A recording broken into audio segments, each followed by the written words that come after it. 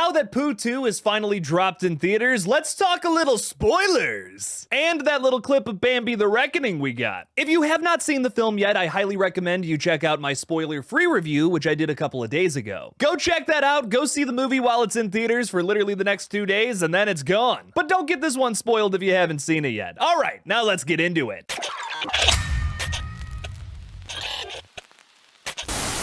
I really wish I could start this video with like sucking some honey off of my fingers or something, but the last time I did something equivalent to that, YouTube demonetized the video immediately. You can't suck substances off your fingers anymore on YouTube. What's going on these days? All right, but getting right into spoilers here for Winnie the Pooh, Blood and Honey, I really enjoyed this film. This is an absolute blast. It is such a big improvement upon its predecessor, and oh my god, there are so many fun kills in the mix here. Let's talk a little bit about it in detail. The opening scene of this is so unbelievably brutal and such an excellent tone setter. I mean, Winnie the Pooh just murdering like just a bunch of girls randomly that are hanging out in the 100-acre woods is such a fucking hilarious choice. We give a little exposition right at the beginning with all of that animation, and it's very gorgeous. I love all of the animation done for this entire movie, as well as the previous film. But just to start your movie off with a bunch of annoying college girls and having them all get killed off in the most vicious way possible, it's just such a great way to set this movie up. The girl that gets her leg broken, then her arm, then her other arm, and then her face like pushed into a bear trap. That is ridiculous. Another character gets covered in VFX fire, then drags her way through a pond out of it to have this disgusting,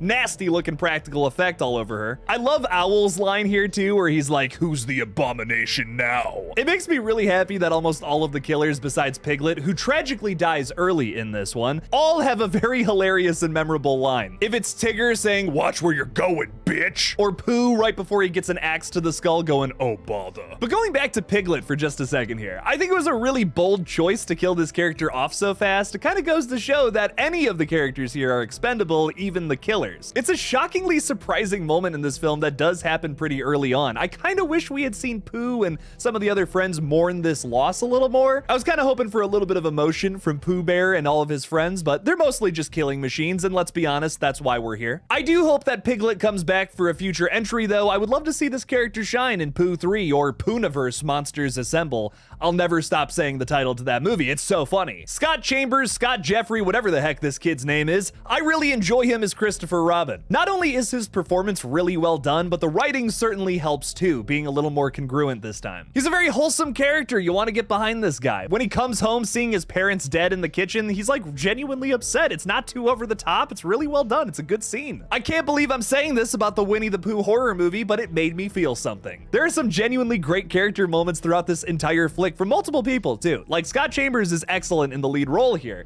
but I also love the side character that is somewhat responsible for little Billy transforming into Pooh all those years ago. That whole monologue with this guy, it's great. There's also a couple gorgeous shots in here. When those hunters are getting attacked and you see the one guy just kind of stumble off into the woods, and it's like the sun is rising behind him. You get a little bit of daybreak in the background, and he just falls to his knees with his face all mangled up. Vince Knight, director of photography here, did an excellent job. There's a touch of meta in forms of commentary and references to other horror flicks abundant in this film. When Chris is being told by his boss at the hospital that there's some controversy being sparked about the horror movie made about him a year prior, this comes off to me as the filmmakers responding to bad reception towards the first movie. Sure, there are absolutely moments of this film where it feels like they're making fun of themselves a bit, like take the 3C Films cameo for instance, but that sequence and the majority of the commentary surrounding the first film actually being a movie within universe just screams meta commentary, which I really enjoyed, especially after getting to meet these guys and talking with them. I really feel for them a lot more here. As a filmmaker who has read plenty of bad reviews about the movies I've made, well,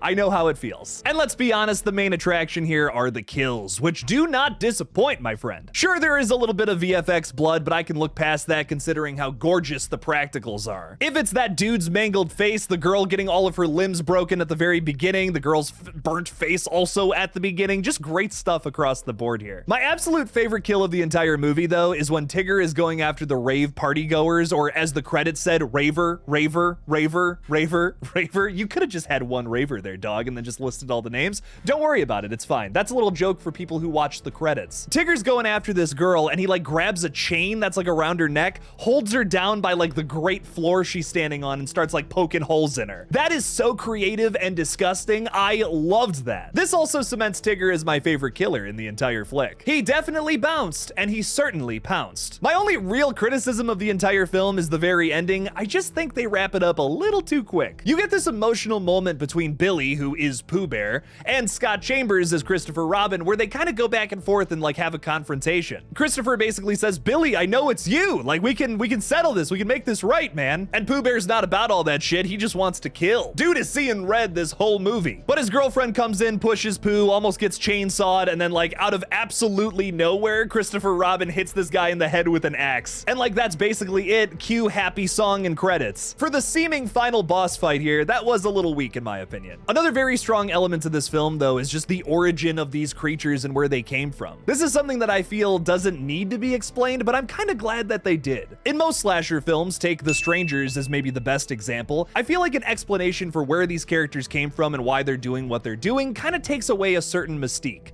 But not with this. Like, this is a public domain property where it's like anyone can kind of just get their hands on it and turn it into a horror movie if they want. These guys, though, are adding an extra layer of good, well-written story to it that I think adds so much to how these films are going to be received. After the last movie being criticized for how lazy its story could get at sometimes, I think that this was a very important and necessary decision, and not just assume that people are going to be looking at the screen saying, Disney characters as slashers. There's a lot more to this flick than just that. As you guys have already heard me say a couple times at this point, I give Winnie the Pooh Blood and Honey 2 an 8 out of 10. It is easily one of my favorite horror flicks of the year so far, and yes, it did make me come honey again tonight. Reese Frake Waterfield, you sir owe me 2 pairs of underwear.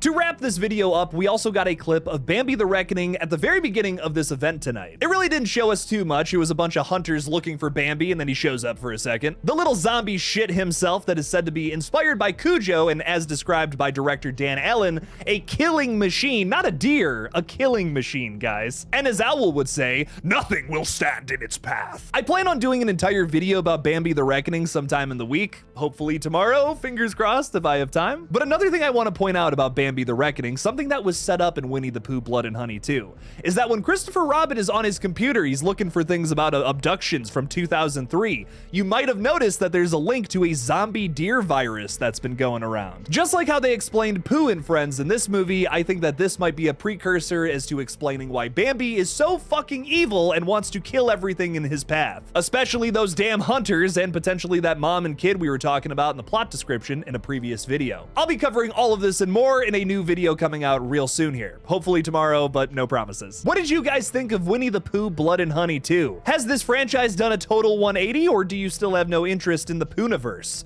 Leave me something about it in the comments below. Thank you all so much for watching this brand new review. Don't forget to like it and subscribe for more horror content in the future. Please consider supporting me on Patreon by clicking that link in the description below. And as always, don't forget to kill it out there, y'all.